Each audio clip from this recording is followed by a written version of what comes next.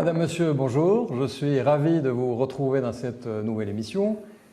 Elle aura pour thème le présent et l'avenir de la ville de Salé. Et pour parler de cette ville et de son développement, j'ai le plaisir à recevoir Monsieur Omar Sentissi, maire de Salé, président du conseil communal de Salé. Monsieur Sentissi, bienvenue et merci d'avoir répondu à notre invitation. Merci beaucoup de me recevoir. Monsieur Sentissi, avant d'entamer cet échange, permettez-moi de vous présenter à nos chers téléspectateurs qui sont de plus en plus nombreux et je les remercie pour leur fidélité et leur engagement. Monsieur Sentissi, vous avez fait une formation en gestion d'entreprise. Vous avez géré une entreprise privée de construction, vous avez fait de la promotion immobilière par la suite et depuis quelques années, vous êtes le président de la Fédération marocaine des centres de contrôle technique. Tout à fait. Et de ce fait, à ce titre, vous êtes membre du conseil d'administration de la NARSA, qui est l'Agence nationale de la sécurité routière. Et par rapport aux mandats politiques nationaux et locaux, vous avez été plusieurs fois député dans plusieurs législations et par rapport aux mandats locaux, vous avez été président de la Chambre de commerce et d'industrie des services de Rabat-Salé, n'est-ce pas? Vous avez été adjoint au maire, maire d'arrondissement, vice-président du conseil régional, conseiller de la ville, pour finir, vous avez gravi les échelons, et pour finir, maire de Salé. Monsieur Sentissi, j'ai envie de commencer par cette première question. Salé, ville millénaire, ville d'histoire, ville connue de par le monde pendant plusieurs siècles, par son commerce, par ses échanges commerciaux, par les échanges économiques qu'elle avait avec le monde entier, mais qui a connu aussi son vrai déclin à partir du début du XXe siècle, à telle enseigne que Salé a pris cette appellation, fâcheuse appellation, moi je dirais, de ville dortoir de la ville de Rabat, à partir des années 80-90, vous me le préciserez.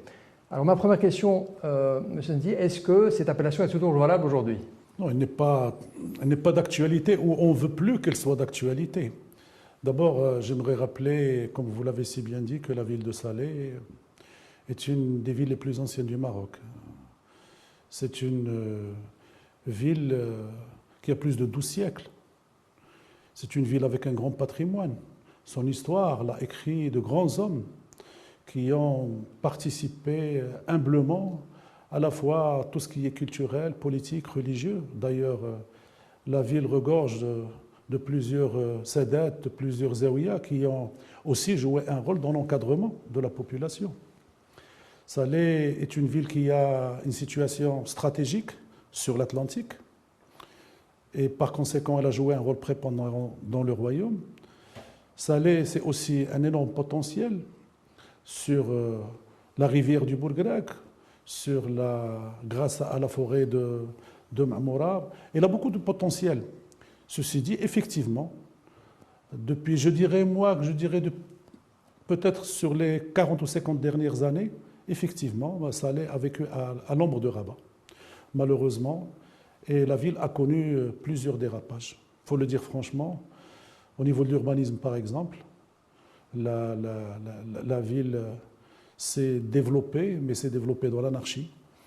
La migration rurale, à cause de la sécheresse, la ville a reçu beaucoup de gens qui se sont installés. En fait, c'est devenu une ville d'installation, ce n'était plus une ville de passage.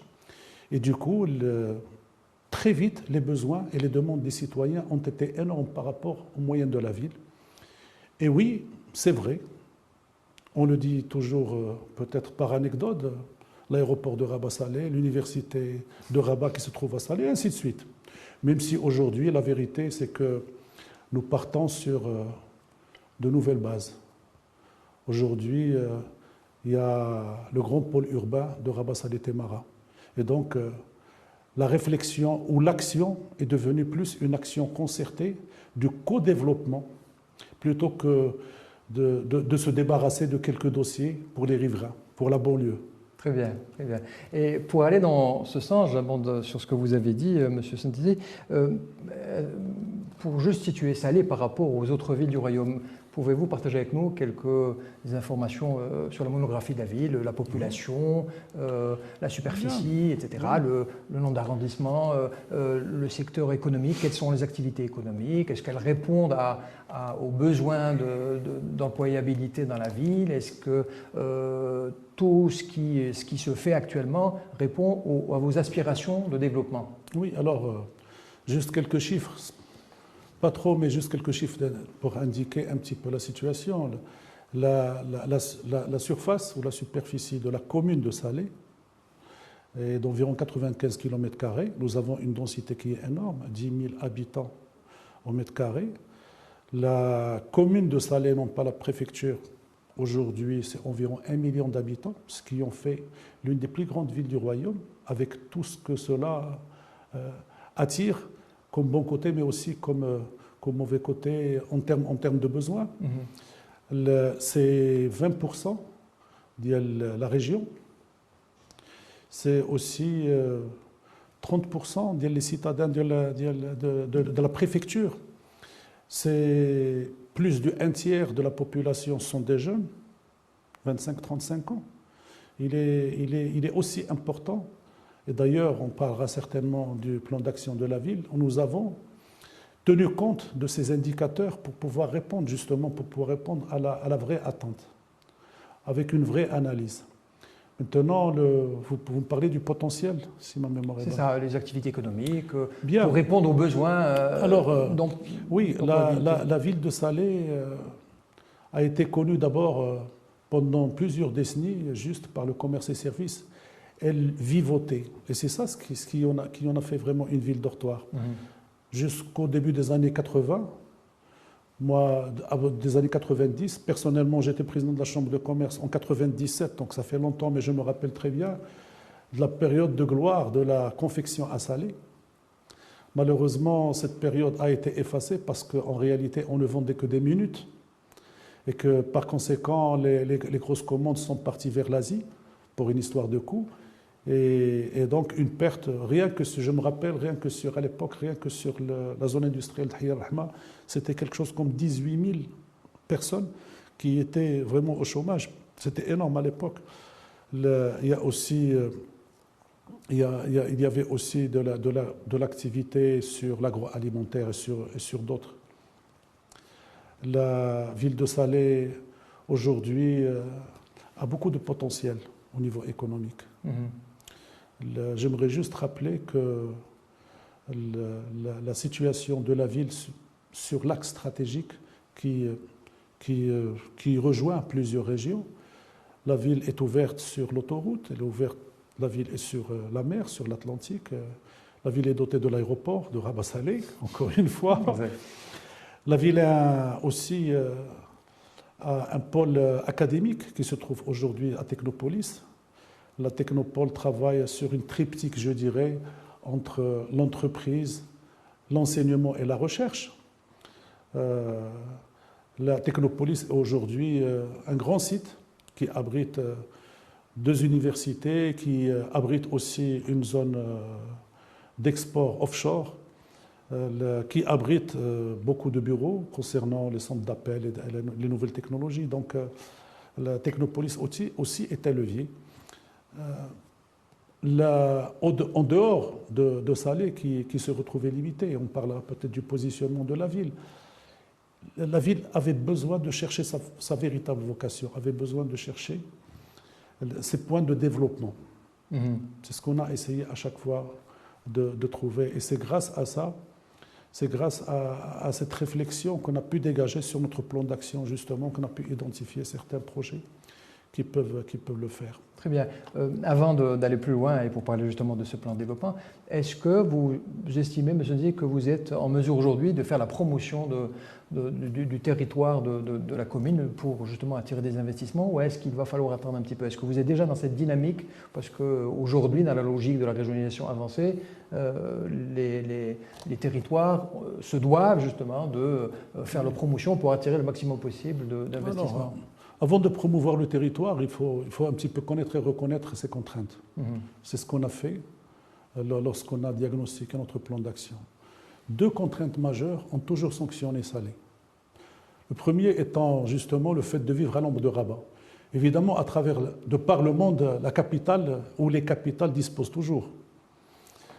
De l'autre côté, il y a la migration rurale qui a explosé et qui a fait exploser les deux mondes.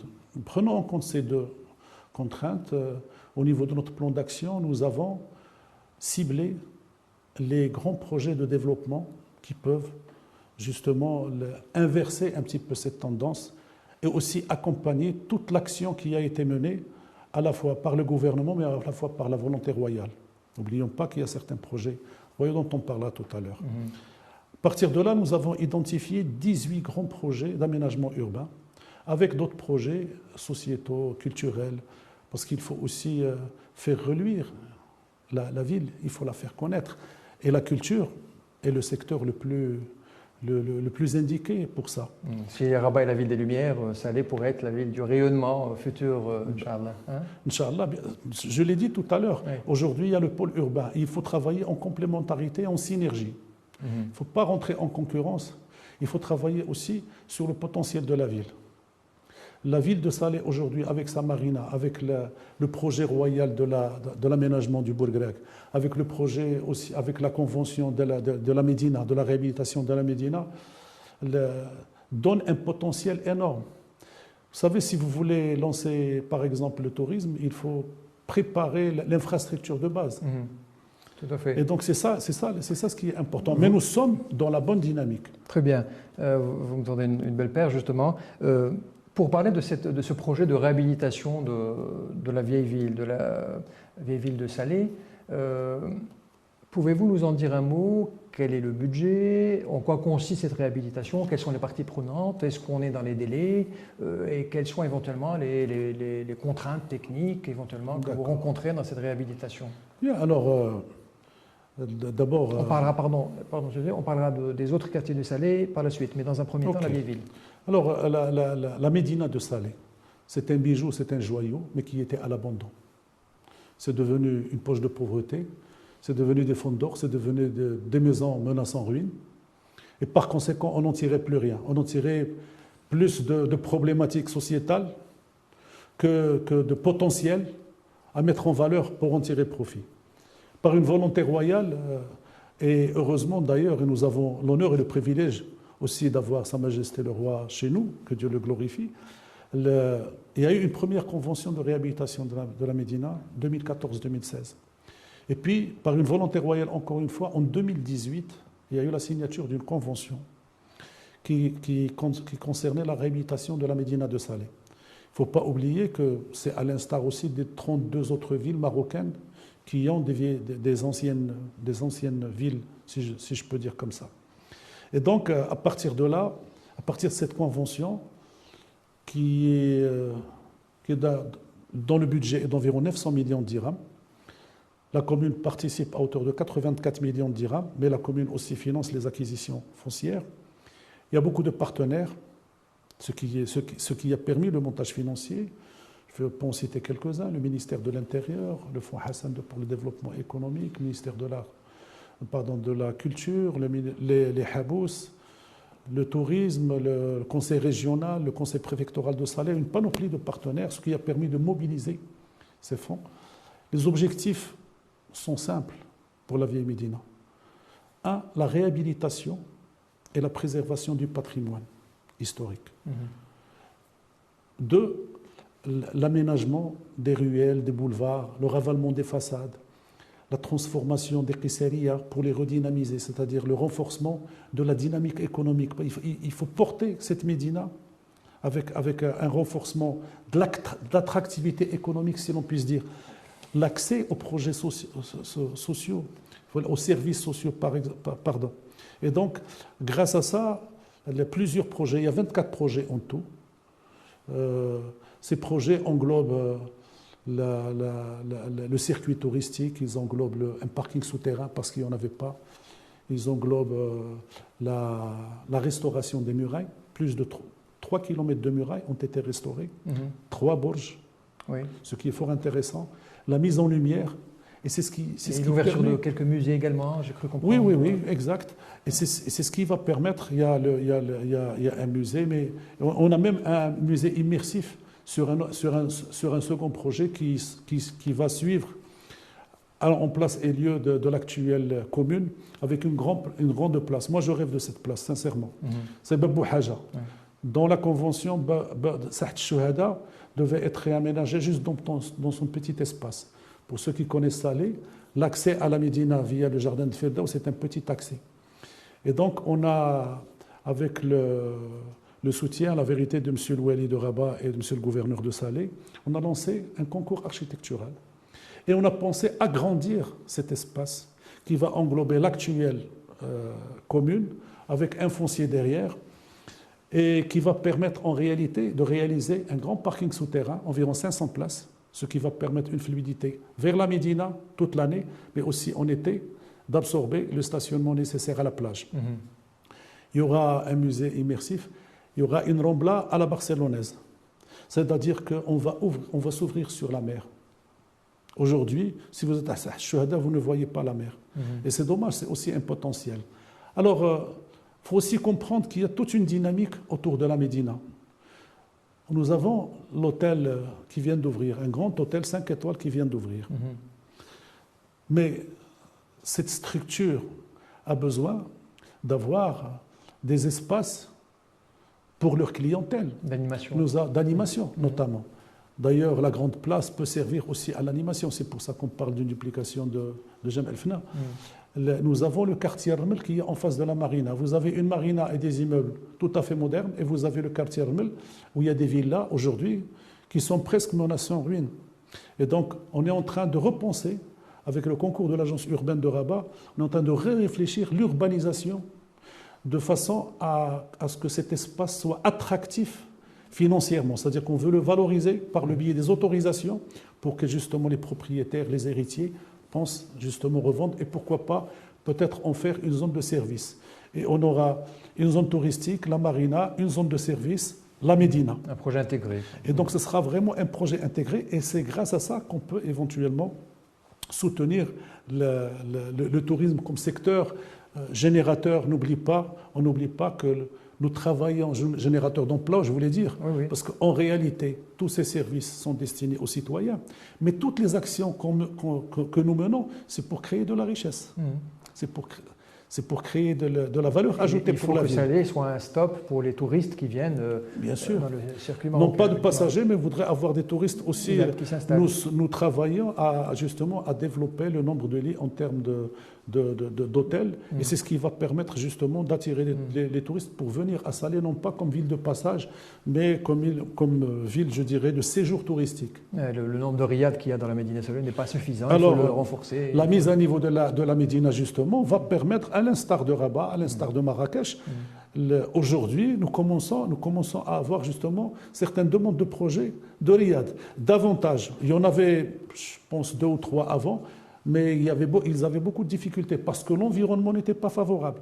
La mise à niveau, justement, aujourd'hui, de la Médina, la reconversion de certaines écoles en centre d'auberge, la reconversion de certains fonds d'or en projets sociaux, en métiers d'artisanat, c'est-à-dire faire ressortir toute cette richesse artistique et culturelle et artisanale pour permettre justement aux touristes de découvrir et d'être convaincus justement. Alors, en phase évidemment, on travaille sur la mobilité urbaine, on travaille sur l'éclairage public, on travaille sur les espaces verts, on travaille sur la sécurité, on en reviendra. Tout à fait. Donc après avoir parlé de la réhabilitation de la vieille ville de Salé, parlons à présent des autres quartiers de Salé, parce que la population qui est entre les murailles de Salé, c'est moins de 100 000 habitants, n'est-ce pas? Pardon? Les habitants dans la vieille ville de Salé, ils sont autour de 100 000, un peu moins de 100 000, n'est-ce pas? Un peu moins, oui. Donc tout le reste, tous les autres habitants de Salé sont en dehors de la vieille ville. Alors, quels sont les projets de réhabilitation justement dans les autres arrondissements de Salé? Pouvez-vous nous en parler par rapport à la voirie? Je sais que Salé est en chantier. Pouvez-vous nous en parler, s'il vous plaît? Alors, moi je suis arrivé en tant qu'élu à Salé, en tant qu'élu je veux dire, en 97. Ça fait quand même 27 ans, ça fait longtemps. Et À l'époque, l'une des premières choses qui m'ont frappé en tant que conseiller, c'était justement, je découvrais le nombre de quartiers informels, le nombre de quartiers sous-équipés. Je découvrais la réalité de l'arrière-pays, de l'arrière-ville, si je peux dire, à Qarit Oulad Moussa, à Al-Aïda, à Haïn Bi'at, à Tabrek, à Sidi Moussa. Et donc, la ville de Salé a dû payer pendant plus d'un quart de siècle. À ce jour, elle continue de payer pour cette mise à niveau. C'est de l'argent qui aurait pu servir à autre chose si on était parti justement sur une ville organisée depuis le début. Néanmoins, tout un effort a été fourni. La ville s'est beaucoup restructurée. Mais évidemment, ça a pris beaucoup de temps parce qu'on travaille toujours avec les priorités que le citoyen veut. On ne peut pas travailler juste sur la voirie et l'éclairage public et ne pas créer d'équipements de proximité. Parce que ça va de pair. Je vous assure qu'on avait pas mal d'établissements scolaires où il n'y avait pas de sanitaire, par exemple. Je ne parle pas de terrain de sport, je parle de blocs sanitaires, d'hygiène. Ouais.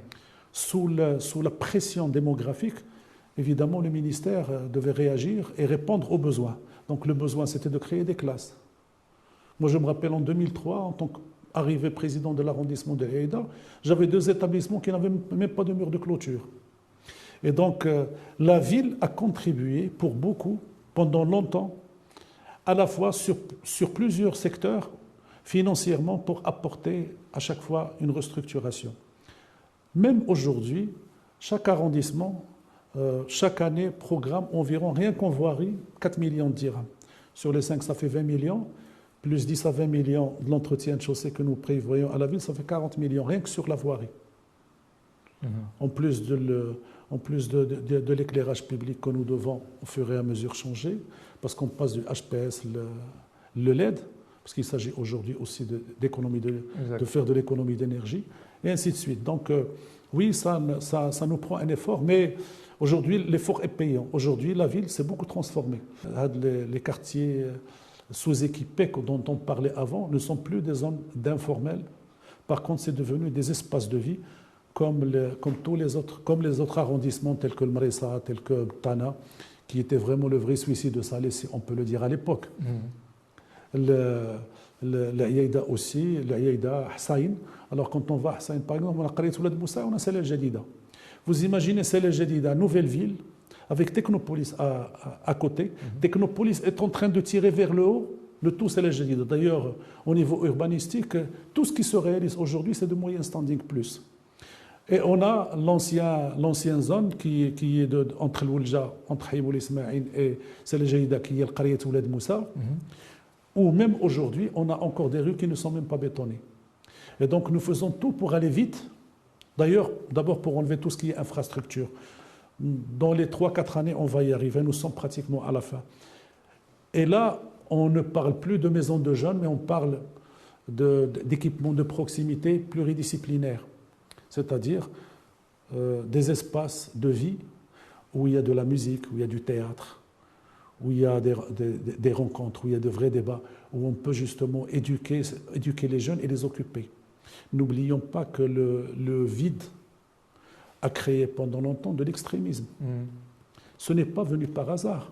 Les poches de pauvreté où les gens n'ont pas d'occupation, où les jeunes, n'ont pas d'occupation, vous n'avez que 2 choses.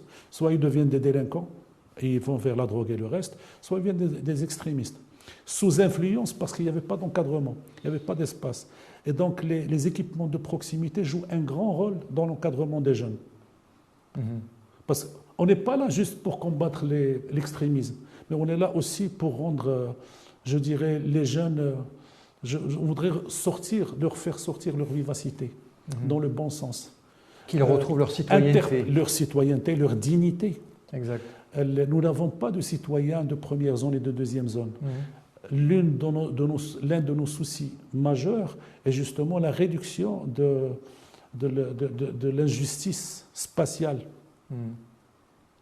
Il faut absolument qu'on tire vers le haut toute la ville. Il faut absolument qu'il y ait un rééquilibrage au niveau des services offerts aux citoyens. Le citoyen de l'Aïda mérite le même service que les citoyens de Btana ou de Marissa ou tout autre. Tout à fait.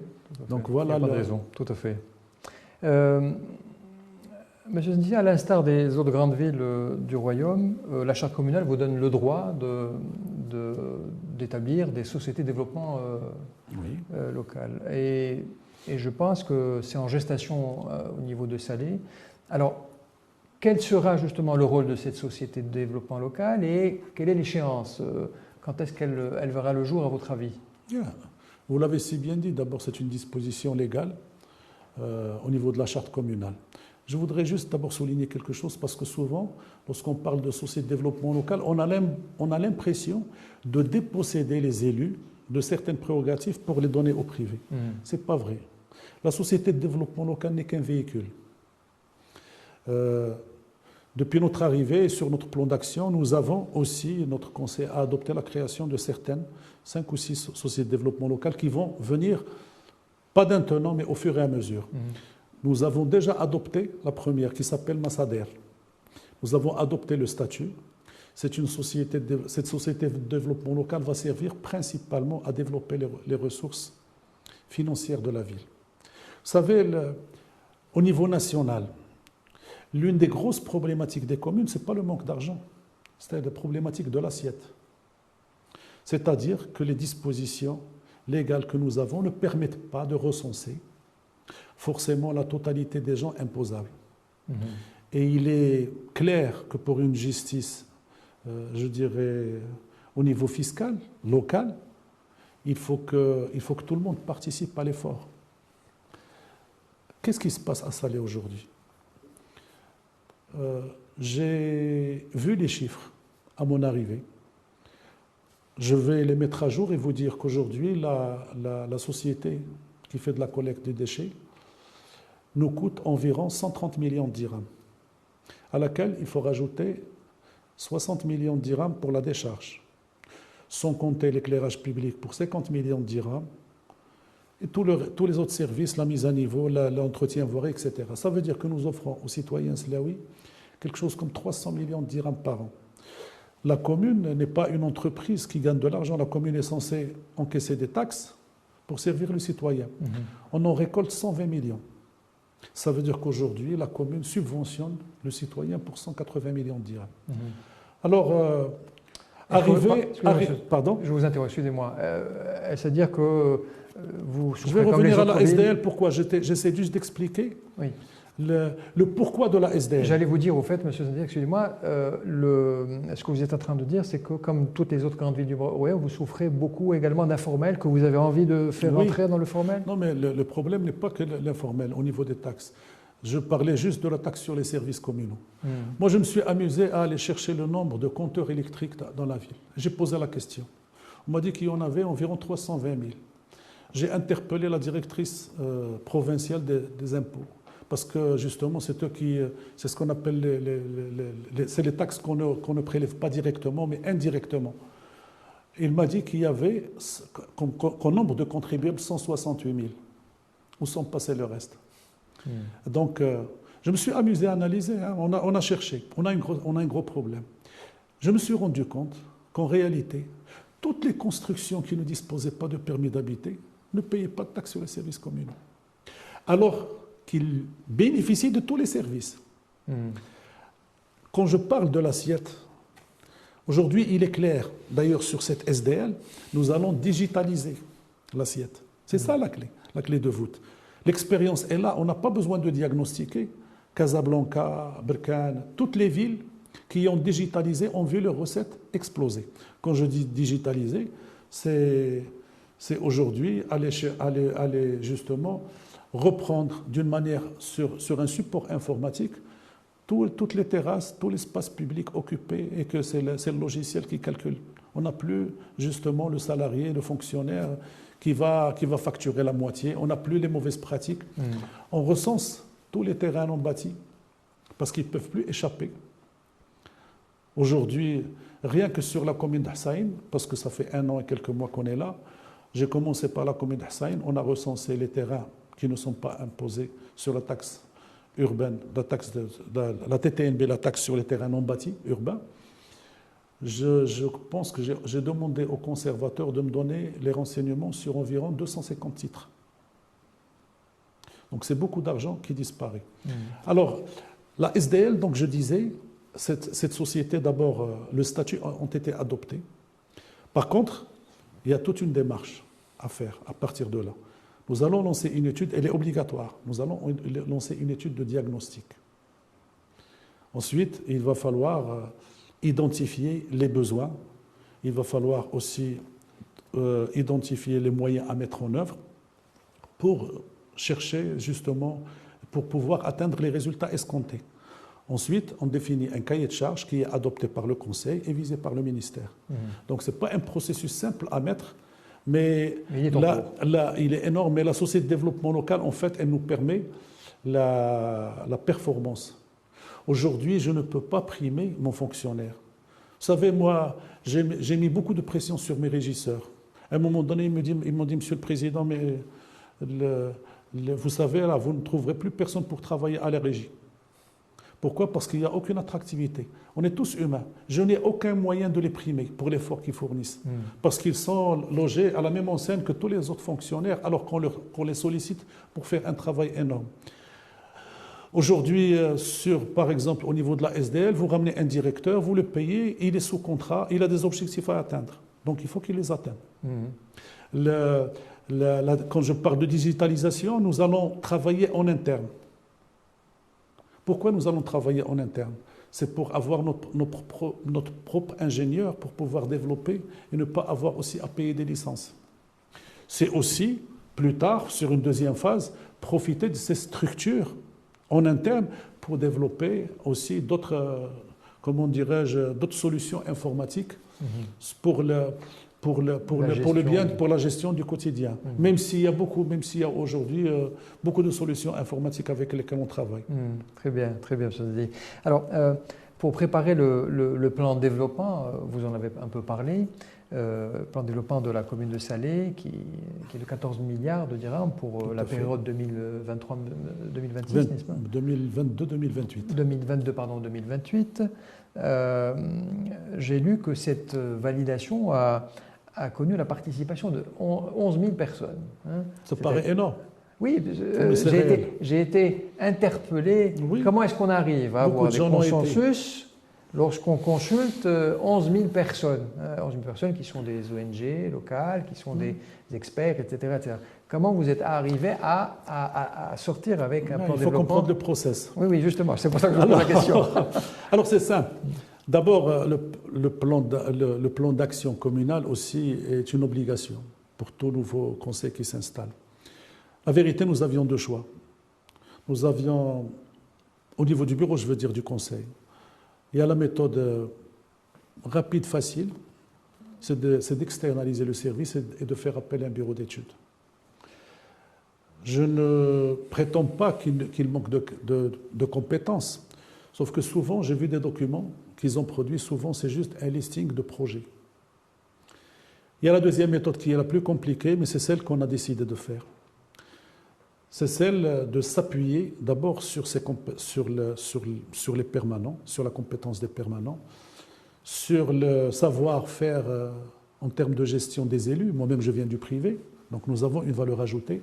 Nous avons dans le conseil pas mal de compétences, de s'appuyer sur la société civile de la ville, de s'appuyer sur quelques professeurs universitaires, puisque nous avons des structures académiques assez intéressantes et importantes. Nous avons opté pour ce choix. Une fois ce choix fait, il fallait mettre en place une méthodologie justement pour ne pas se perdre. Parce que quand vous voulez aller vers le grand public, il faut trouver une méthode scientifique pour pouvoir faire converger toutes choses. Alors, 4 fondements ont été identifiés. Continuité, concertation, convergence, approche du genre. Avec ces 4 fondements, nous sommes partis pour identifier. D'abord, nous sommes partis pour faire le diagnostic et on l'a structuré avec l'ensemble de ces partenaires. Il ne faut pas oublier que, aussi, qu'on ne travaille pas juste avec la société civile. Il ne faut pas oublier les services déconcentrés de l'État, parce qu'il y a la région qui intervient sur le territoire, il y a tous les départements gouvernementaux qui interviennent sur le territoire. Et donc, pour ce faire, on a organisé beaucoup de forums. Les forums de l'économie, du social, forums sur la politique de la ville. Donc les gens venaient et exprimaient... Alors, oui, on a organisé ces forums, et dans chaque forum, en fait, il y avait plusieurs axes, même des sous-réunions. J'ai fait une méthode simple.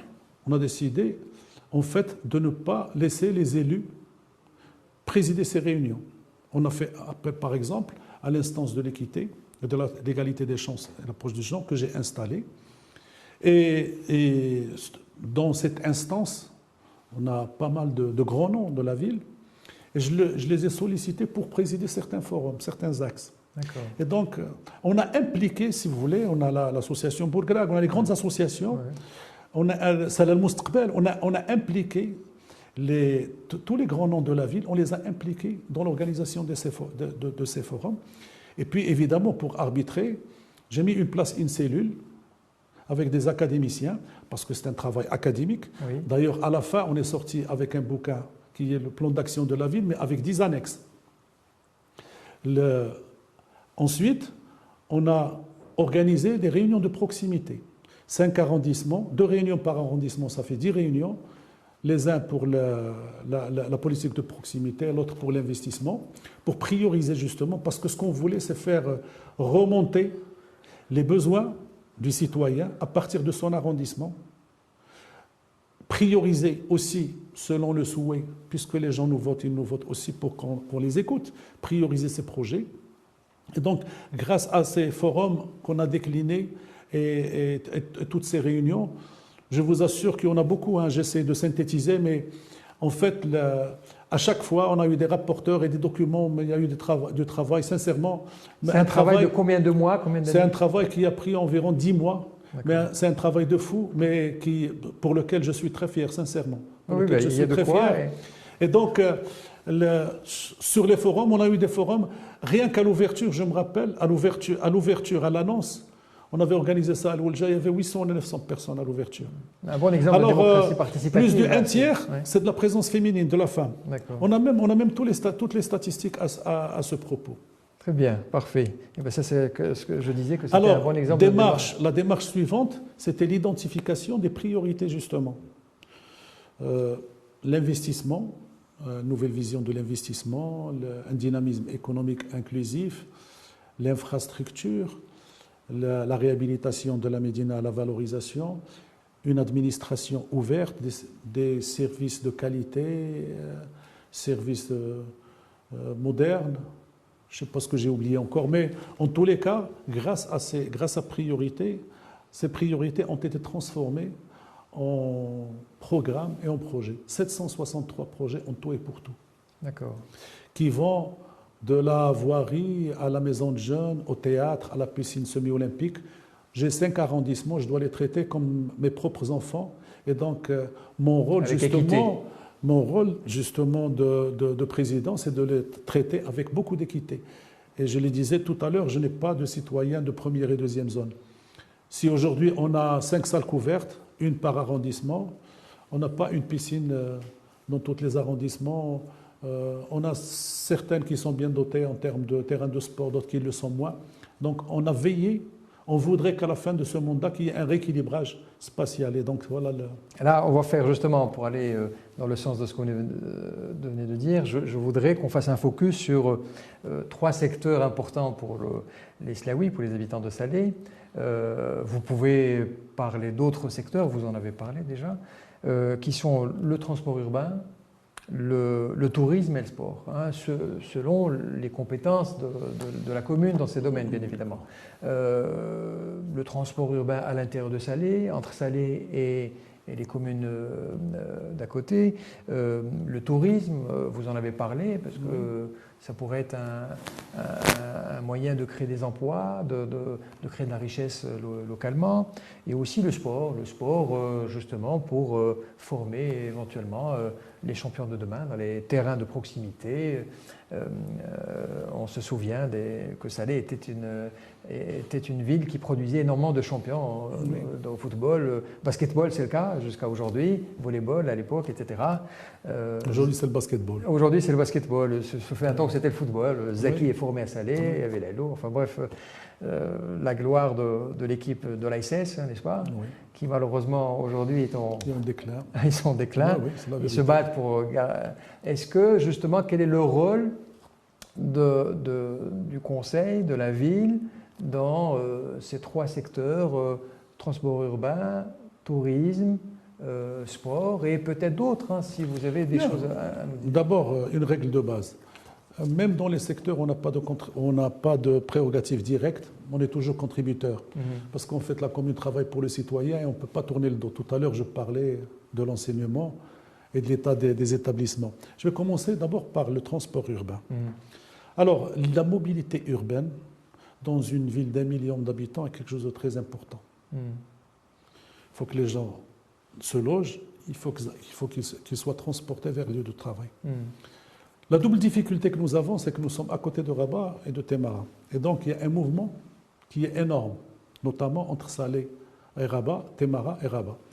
Dans ce cadre, il y a l'établissement de la coopérative, pardon, l'ECI, c'est l'établissement de coopération intercommunale que je préside moi-même, qui regroupe 17 communes, ou 15 communes des 3 préfectures, plus Ouad Cherrat et Bosneka, parce qu'ils sont liés à la REDAL. Dans cette structure, nous gérons la REDAL, nous gérons la décharge publique, nous gérons aussi le transport urbain. C'est-à-dire que les grands sujets, les grands projets qui coûtent beaucoup d'argent et qui ont un intérêt commun, ils sont gérés collectivement. Aujourd'hui, le transport par bus, par exemple, est concédé à la société Alsace-Bus. Parce qu'on ne peut pas travailler tout seul au niveau de Salé, Rabat tout seul. Comment allons gérer? Ce fut le cas jusqu'à il y a une dizaine d'années. Ça avait certains avantages. Quand les uns se mettaient en grève, on pouvait toujours se rabattre sur les autres, mais ça avait aussi beaucoup d'inconvénients.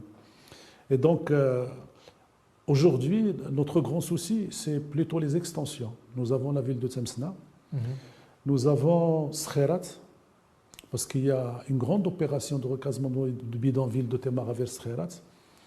On m'a dit qu'il y aurait environ 100 000 habitants qui vont être logés à Skhirat assez rapidement. Nous avons la nouvelle zone industrielle de Bouknedl, zone d'accélération industrielle. D'ailleurs, Bouknedl est en train de prendre la vocation, une vocation industrielle, ce qui va compléter certainement l'offre d'emploi à Salé. Puisque Salé, en tant que ville, intramuros dans l'ancienne Médina en tant que ville, elle ne peut pas supporter, il n'y a pas de foncier, il n'y a plus de foncier pour faire de l'industrie. On fait plutôt du service. On essaie de passer les nouvelles technologies pour avoir de la valeur ajoutée, mais c'est plutôt Bouknedl qui va supporter je dirais, le potentiel industriel. Et donc, les gens doivent venir de Salé à Bouknedl. Ils ne vont pas habiter à Bouknedl parce qu'il n'y a pas encore de structure. Les usines sont en train de se construire maintenant. D'accord. Alors, il va falloir assurer ce transport. Ce transport, où il sera assuré par le tramway, et nous sollicitons, nous, en tant que ville, que la ligne de Tsabrikt, qu'elle soit prolongée jusqu'à de Hikarima, qu'elle soit prolongée jusqu'à Bouknedl. Et nous avons aussi l'autre ligne qui aujourd'hui s'arrête à l'hôpital Moulay Abdullah, Al-Qaria, qu'elle soit rallongée jusqu'à Technopolis. Parce que Technopolis, aujourd'hui, il est en train d'exploser en termes de nouveaux projets, notamment l'enseignement supérieur, la recherche. Il y a plusieurs écoles supérieures, etc. Et donc, il y a une très forte demande sur Sel el-Jadida, mais les gens ne vont pas tous aussi habiter à Sel el-Jadida. Et donc, la mobilité urbaine est hyper importante. Il y a tout un plan dessus. Nous avons, pour les bus, le CI a fait une étude. Nous sommes à la veille, justement, nous sommes en négociation avec la société qui le gère actuellement pour rajouter 90 bus. Il y en a 400 et quelques. Ça veut dire qu'on va augmenter d'environ 20 ou 25% le nombre de bus pour répondre aux besoins immédiats, alors que nous sommes censés anticiper le besoin de demain.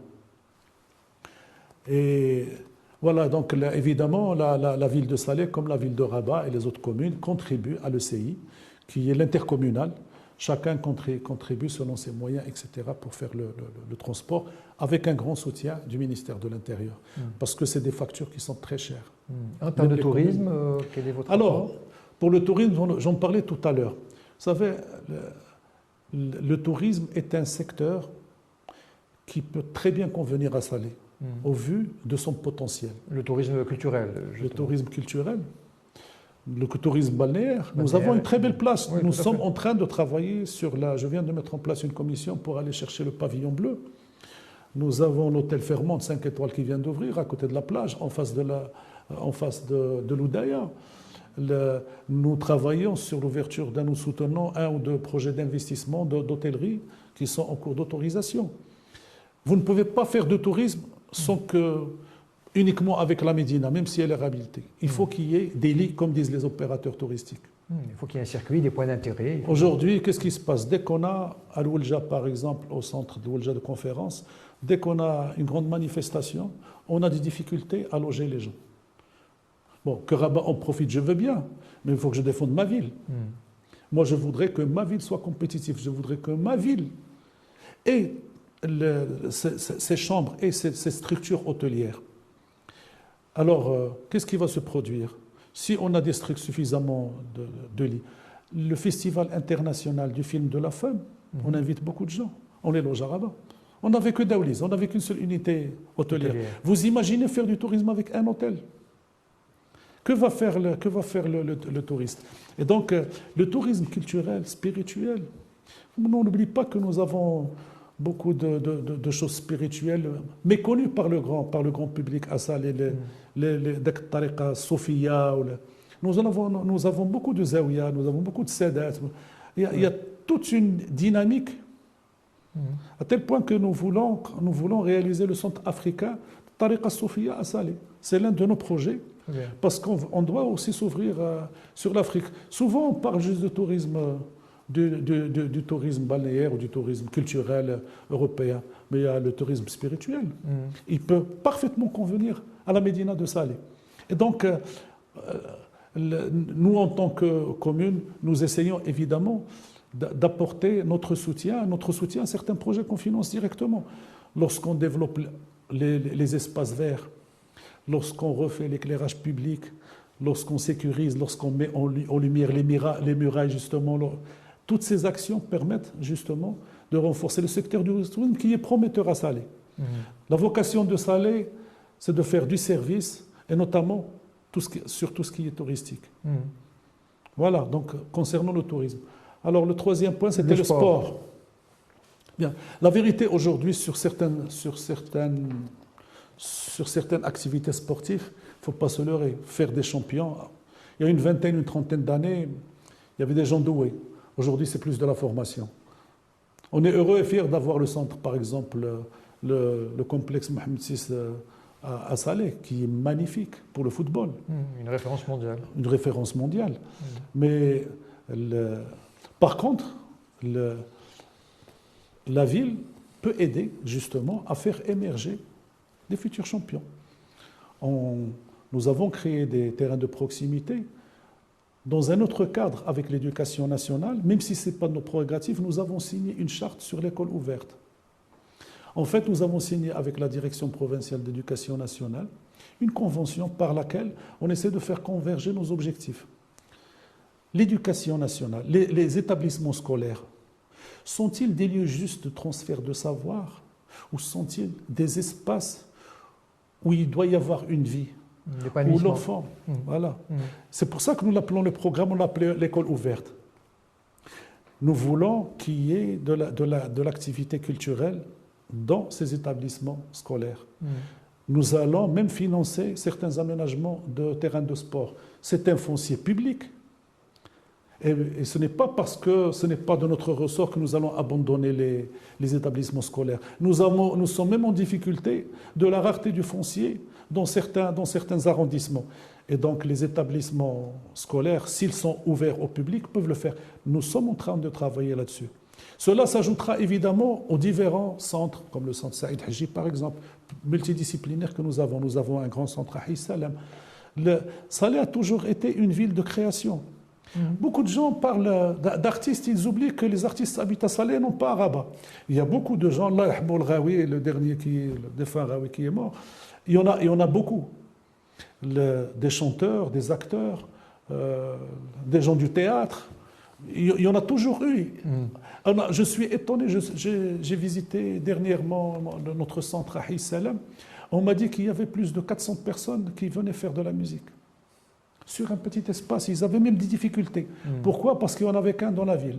Là, nous avons développé un second à Al-Mrissa. Et c'est grâce à ça, grâce à cette dynamique, je dirais, dialectique en réalité qui doit se faire entre la commune, parce que la commune doit interagir en réalité avec tous les départements gouvernementaux. Bien sûr, on ne va pas faire leur travail, ils ne vont pas faire le nôtre, mais on peut contribuer tous dans le bon sens, faire converger nos objectifs. D'ailleurs, ce que j'ai oublié tout à l'heure, c'est que quand j'avais oublié de développer la convergence, il y a eu énormément de réunions avec tous les départements déconcentrés, parce qu'on ne travaille pas tout seul.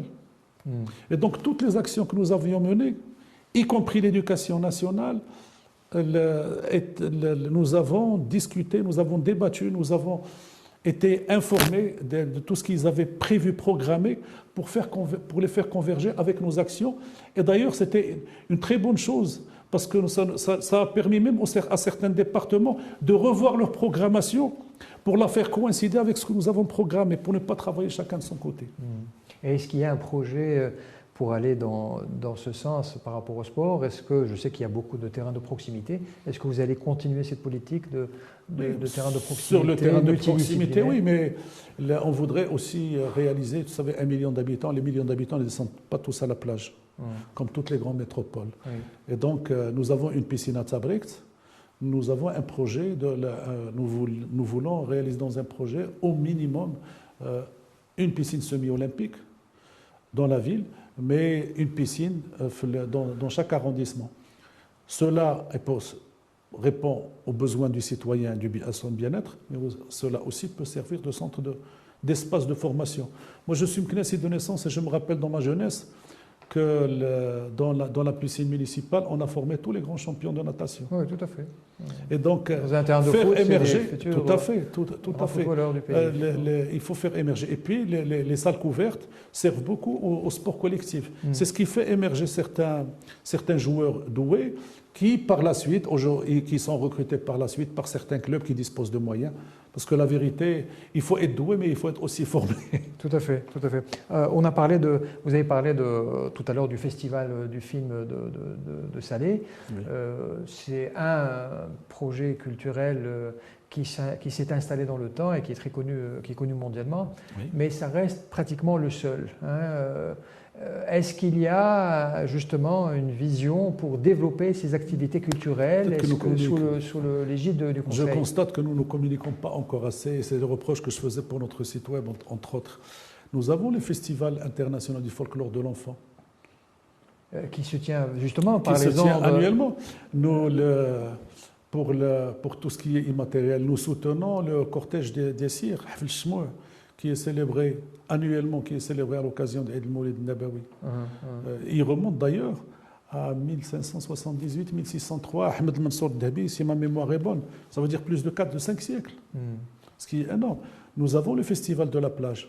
Alors mieux que ça, sur notre plan d'action, parce que tout était un peu concentré au centre-ville, nous avons décidé la chose suivante. On va spécialiser chaque arrondissement selon le profil. Ça, c'est l'avantage. La myriade de la population slaoui est un peu diversifiée. Parce que Salé intramuros, ce n'est pas Salé d'aujourd'hui. D'aujourd'hui, nous avons tous les Maroc représentés.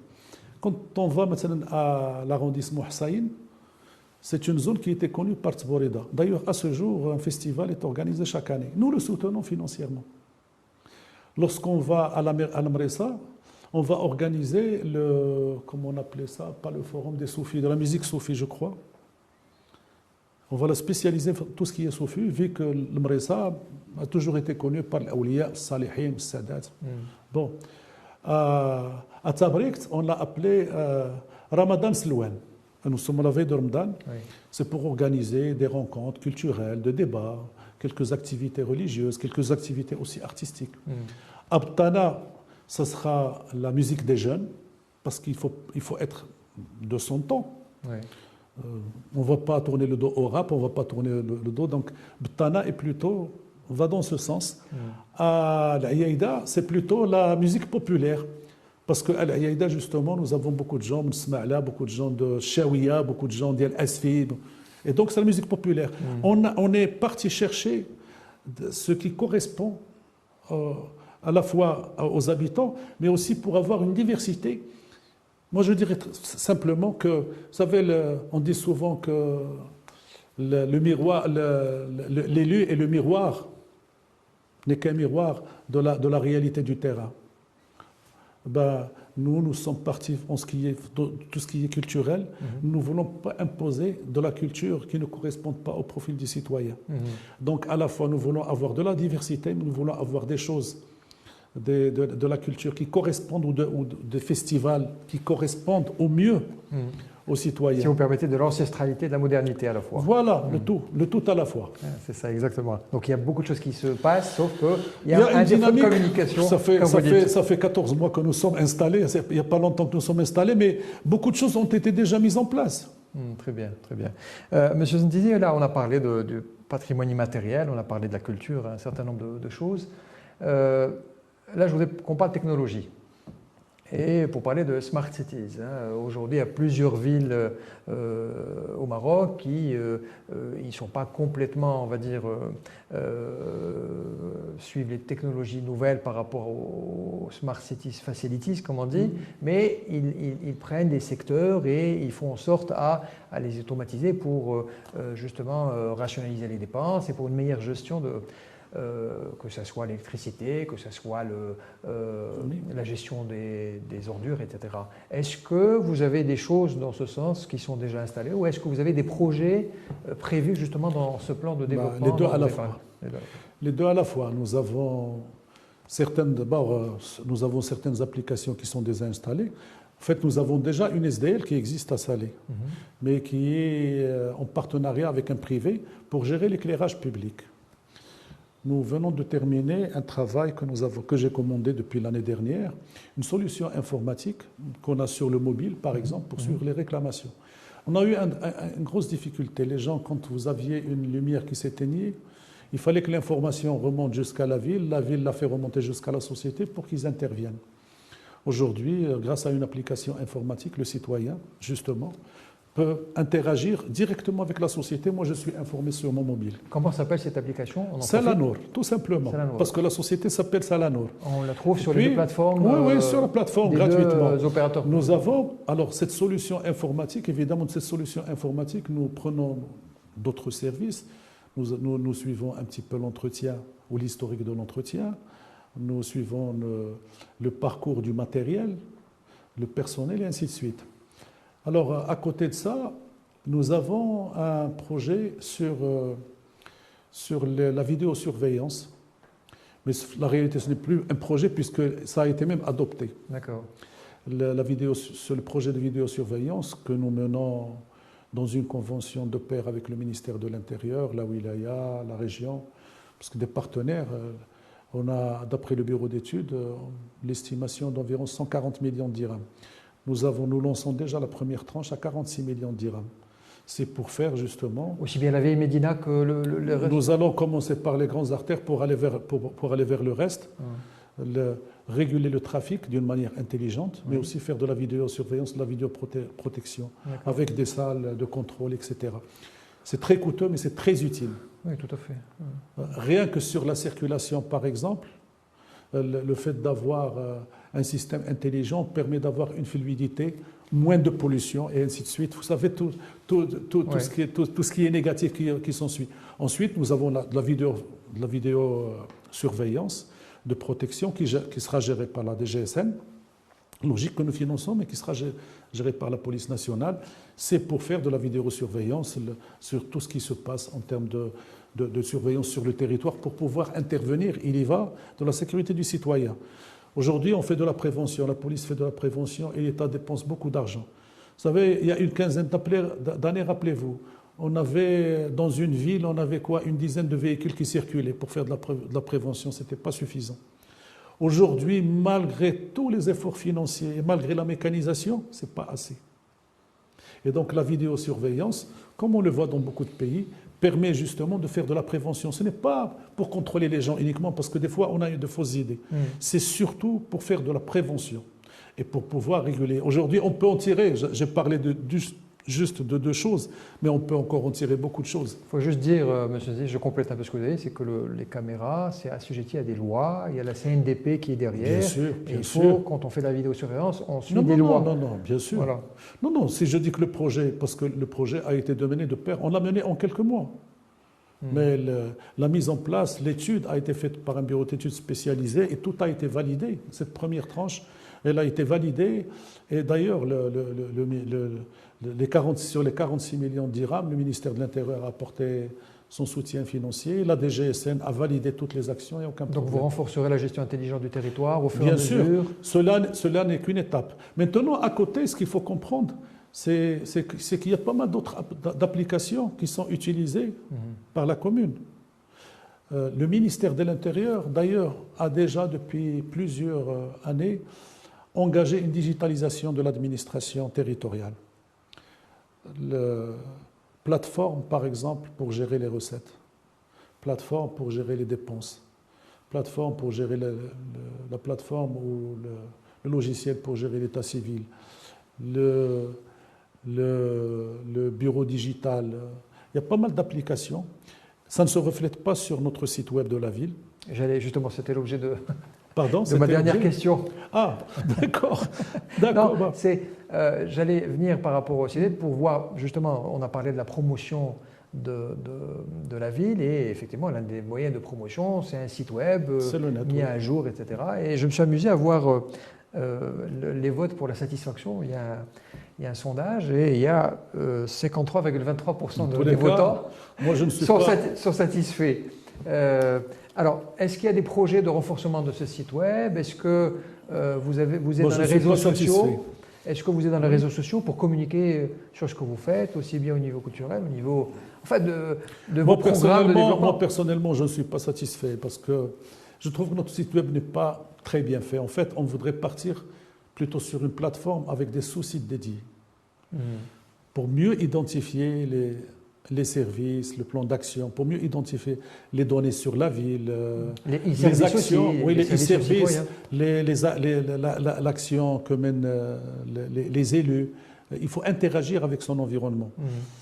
Ça c'est notre projet, parce pour le transformer. Aujourd'hui, on ne peut plus communiquer directement avec le public. À l'occasion, justement, lorsqu'on était en train de travailler sur le plan d'action, nous avons mis en place une plateforme numérique. Et on a eu énormément de propositions. On était même étonnés par le nombre de propositions que nous avons eues. C'est-à-dire que, contrairement à ce qu'on pense, beaucoup de gens ont adopté aujourd'hui la technologie pour interagir avec l'administration. Et donc, la démocratie participative, ça s'appelle. Oui, on peut l'appeler comme ça. Nous sommes timidement, évidemment sur Facebook, sur Twitter, sur YouTube, mais assez timidement, la vérité, sur YouTube et sur Twitter. On est en train de repenser un petit peu la refonte du service. Notre gros problème, d'abord, c'est les ressources humaines. L'administration territoriale a interdit aux communes depuis des années de recruter. Donc nous avons, ça c'est une autre problématique, nous avons un vieillissement, nous avons même des départs. Malgré tout, heureusement qu'il y a des entreprises citoyennes. Moi, comme chef d'entreprise, je suis toujours ambitieux, je suis toujours optimiste. Et faute de moyens, je sais comment aller, non pas quémander, mais solliciter l'entreprise citoyenne pour nous assister, nous accompagner. Et à mon grand étonnement, ils sont présents. Le Marocain, il suffit de le solliciter et de le remercier. Et on peut imaginer un jour un site web dédié au tourisme culturel ou autre, visitesalé.ma par exemple, ou .com, pourquoi pas. Nous avons déjà le nom de domaine Ville de Salé qui existe, mais je trouve qu'il est sous-exploité. D'accord. Nous ne sommes pas vraiment bien installés en termes de technologie. Le digital est dans vos projets, quoi. C'est ça je l'avoue, je le reconnais, je n'ai pas de complexe là-dessus. On doit travailler dessus. D'ailleurs, toutes les actions que nous menons doivent se trouver normalement, doivent être accessibles facilement. C'est ce qui permettra justement d'ajuster. Ce que nous avons fait, ce que nous avons mis en place n'est pas incohérent. Tout peut évoluer dans le temps. D'ailleurs, juste un constat, j'ai peut-être oublié de le dire, nos villes sont en train de se transformer rapidement. Et donc, il faut pouvoir interagir et la technologie peut le permettre. Tout à fait. C'est une très belle façon de finir cet échange, ou presque. Il est d'usage, M. Sendi, de finir cette émission par le dernier mot de l'invité. Quel sera le vôtre? Difficile. La vérité, je n'y ai même pas pensé, mais je me suis dit, je vais laisser voir venir ce qui va me paraître utile. Moi, je vais revenir sur la dernière phrase. Nos villes se transforment trop vite. Alors, 1, il faut être optimiste. 2, il faut relever le défi. 3, je voudrais insister sur le fait qu'aujourd'hui, la politique menée sur le pôle urbain, je dis bien le pôle urbain, il faut qu'on arrive à dépasser toutes les difficultés que connaissait tout ce qui opposait l'Urbati au Slaoui traditionnellement, etc. On connaît l'histoire. Aujourd'hui, il y a un espace de vie commun. Cet espace de vie, on doit le gérer de façon à le traiter dans les meilleures conditions de dignité possible pour le citoyen, avec beaucoup d'équité et de justice sociale et spatiale. Je pense que c'est plus important. Nous sommes dans des villes, le citoyen marocain est très exigeant. Aujourd'hui, la technologie lui permet de savoir ce qui se passe ailleurs. Et donc, nous devons, en tant que responsables, de répondre favorablement à ces sollicitations. Nous devons aussi de veiller à faire aboutir nos projets pour le bien-être justement de notre communauté. J'en suis fier et j'en suis heureux. Et optimiste, je le dis encore une fois, optimiste. Je voudrais juste que les citoyens aussi s'accaparent l'espace public et s'intéressent à ce que nous faisons. C'est très important. Il ne faut pas laisser le responsable ou l'élu travailler tout seul. Il faut être toujours à l'écoute, il faut le critiquer. C'est de bon augure, contrairement à ce qu'on pense, parce que la critique lui permet de rester vivant et de ne pas s'endormir sur ses lauriers. Merci beaucoup. Merci à vous. Merci, M. Omar Sintissi, d'avoir échangé avec nous autour du sujet du présent et du futur de cette belle ville de Salé, n'est-ce pas? Nous vous souhaitons une bonne continuation et pour ce plan de développement que vous menez entre 2023 et 2028. On vous souhaite beaucoup de succès. Madame, Monsieur, merci de nous avoir suivis et on vous donne rendez-vous à une prochaine émission. Au revoir.